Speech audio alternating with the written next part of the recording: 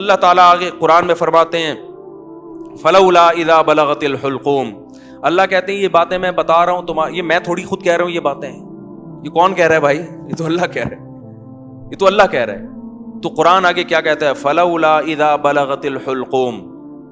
اللہ کہتے ہیں ایک ٹائم ایسا بھی آتا ہے، ابھی تو مزے میں ہو، جب تمہاری جان کہاں تک پہنچے گی؟ بولو نا. یہاں ہر آدمی پہ یہ ٹائم آتا ہے کہ نہیں آتا؟ ہچکیاں لے، یوٹیوب پہ دیکھ لو ویڈیو، بڑے بڑے پاورفل اور اب آخری ہچکیاں لے رہے ہوتے ہیں. کیسا ترس آتا ہے نا اس کے اوپر. ہچکیاں لے رہا ہوتا ہے آدمی، کوئی کلمہ پڑھ رہا ہوتا ہے، کسی کی آنکھیں پتھرا رہی ہوتی ہیں اور بڑی حسرت سے لوگوں کو دیکھ رہا ہوتا ہے. فلولا اذا بلغت الحلقوم وانتم حینئذ تنظرون. اللہ کہتے ہیں تم بڑے بڑے طاقتور لوگ اس کے قریب کھڑے ہو کر اس کو دیکھ رہے ہوتے ہو کہ ابھی اس کی روح نکلنے والی ہے. ترجعونها ان کنتم صادقین. تم اس کی روح کو لوٹا دیا کرو. تمہارے پاس پیسہ بھی ہے، تمہارے پاس حکومت بھی ہے، تمہارے پاس امیزون میں تم نے بڑا بزنس بھی کیا ہوا ہے. اب کیا کیا؟ اگر تمہاری سائنسی ترقی بھی ہے تو تھوڑی دیر کے لیے کیا کر لو بھائی؟ اس کی روح کو کیا کر لو. تم بھی حسرت سے دیکھ رہے ہوتے ہو کہ ہمارا پیارا ہمارے سامنے دنیا سے جا رہا. یہ تو تمہاری 2 ٹکے کی اوقات ہے. اللہ ہمیں ہماری اوقات بتا رہا ہے. میرا خیال ہے بات سمجھ میں آ نہیں رہی آپ لوگوں کی. میرے اندر تو بھائی اتنے ہی پھیپڑے ہیں جتنا میں سمجھ. مجھے غصہ اس لیے آ گیا کہ پہلے بھی زنا ہوتا تھا، کم چھپتے تھے لوگ کہ پکڑے نہ جائیں.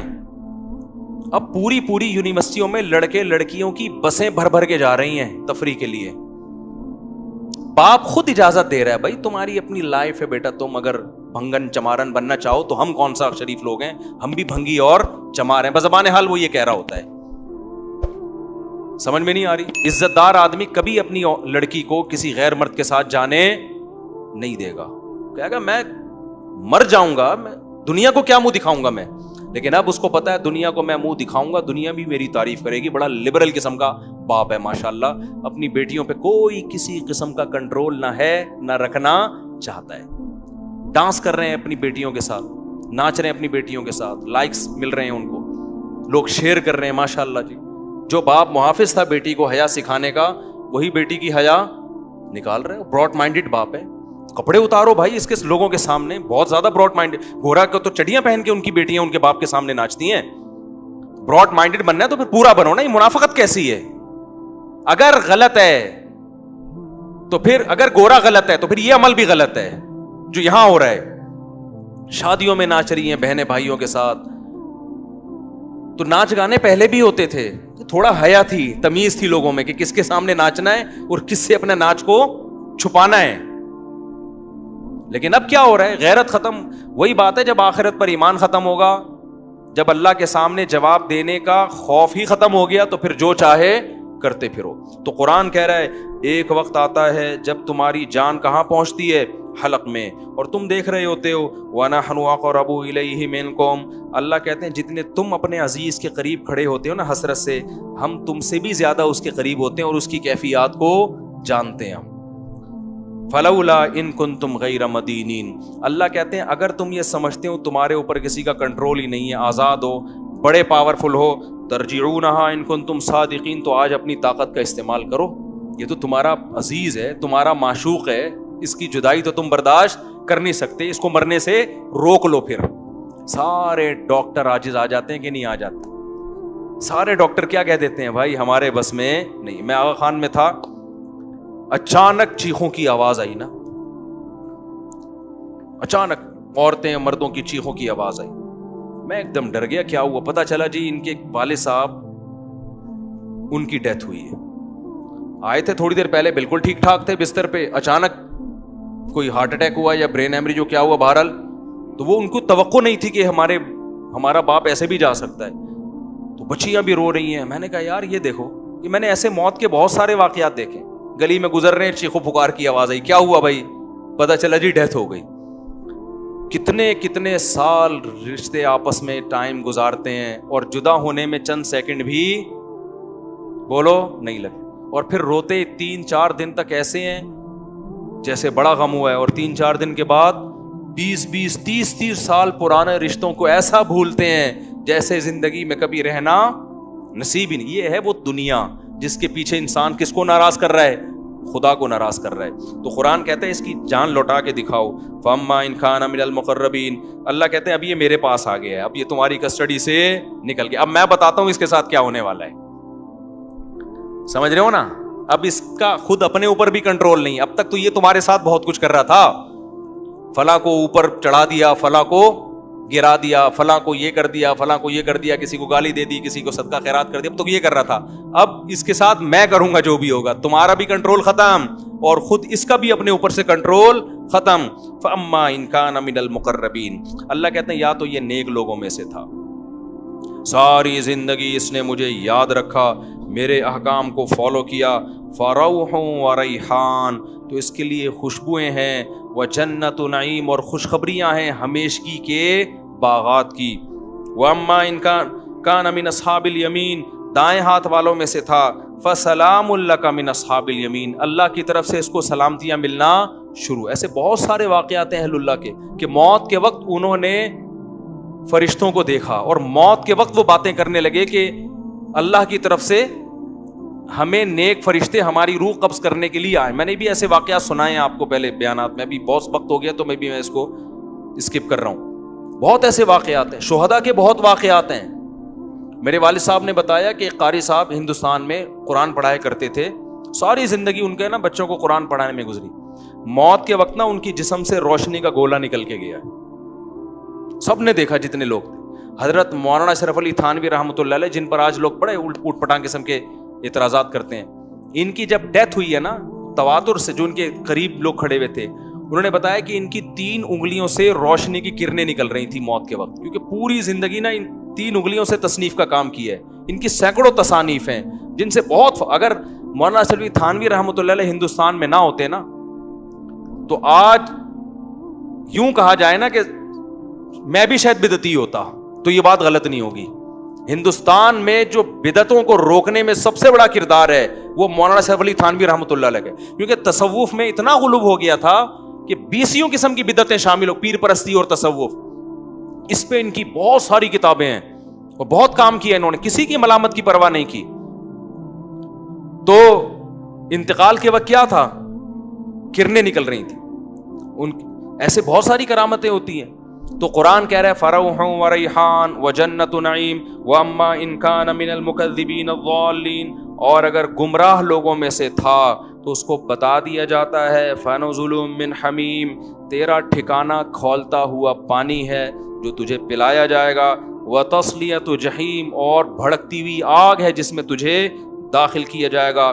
آخر میں اللہ اس صورت میں کہتے ہیں ان ھذا لہو حق الیقین, اے لوگو یہ جو باتیں ہم کر رہے ہیں ان کو سیاسی بیان نہ سمجھو, یہ یقینی باتیں ہیں.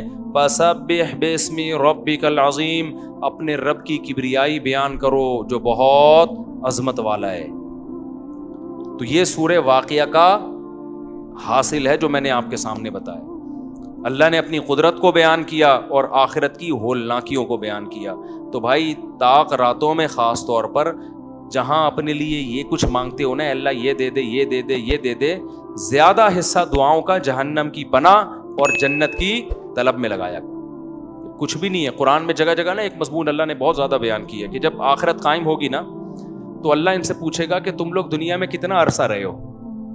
ابھی تو ہم سمجھتے ہیں نا ایکچولی اتنی لمبی عمر ہے, دنیا میں رہنا ہے اتنی لمبی عمر. آخرت کے مقابلے میں یہ ایسے لگ رہی ہوگی 1 دن یا آدھا دن.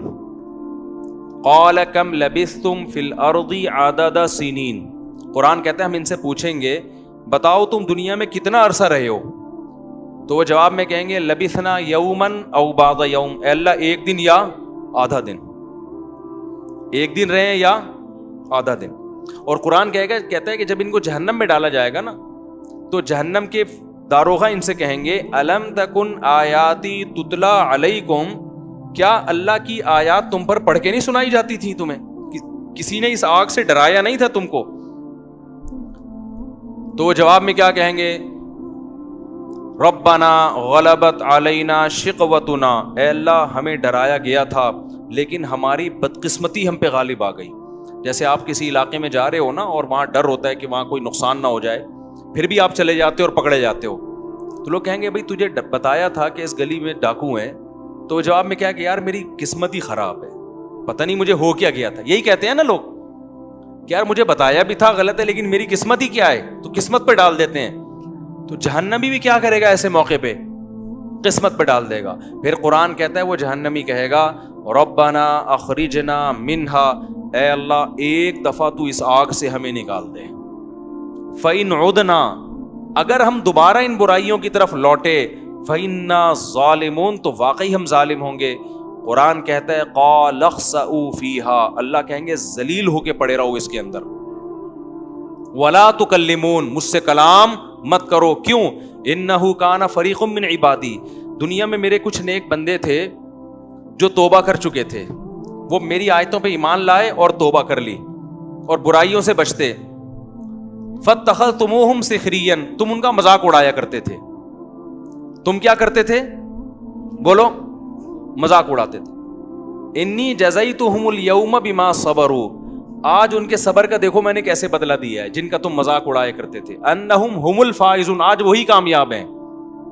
پھر آگے قرآن کہتا ہے کہ افا حسبتم انما خلقناکم عبثا, تم نے یہ سمجھ رکھا تھا کہ ہم نے تم کو دنیا میں بیکار پیدا کیا. بس میں 2 منٹ میں بات مکمل کر رہا ہوں. تم یعنی کیسے بے وقوف ہو کہ دنیا میں جب تمہیں جہنم سے ڈرایا گیا تم نے اس کو مذاق سمجھا, تو کیا تم یہ سمجھتے تھے کہ خدا نے تم کو پیدا کر کے ایسے ہی چھوڑ دیا, وہ ویسے ہی بنایا ہے کہ نائٹ کلب میں ناچو, شراب پیو, زنا کرو, ہومو سیکچولیٹی کی طرف جاؤ, ڈرامے دیکھو, فلمیں دیکھو, جو مرضی کرو. تو کیا تم نے یہ سمجھ رکھا تھا؟ یعنی یہ تو ایسی عجیب سی بات ہے کہ اس کے لیے تو پیغمبر کے آنے کی بھی ضرورت نہیں ہے. اب آپ بتاؤ جو آخرت کو نہیں مانتا اس سے بولے پھر ہماری زندگی کا مقصد کیا ہے, تو کیا مقصد بتائے گا بتاؤ؟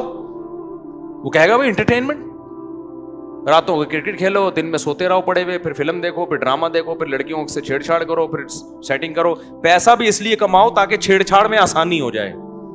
یہ جو پیسہ کما رہے ہیں نا عیاشی کے لیے کما رہے ہیں نا, تاکہ اور زنا ہو سکے, شراب پئیں اور موج مستی والی زندگی ہو. تو پیسہ بھی کوئی ان کا ہدف نہیں ہے, پیسے سے ہدف بھی عیاشی ہے.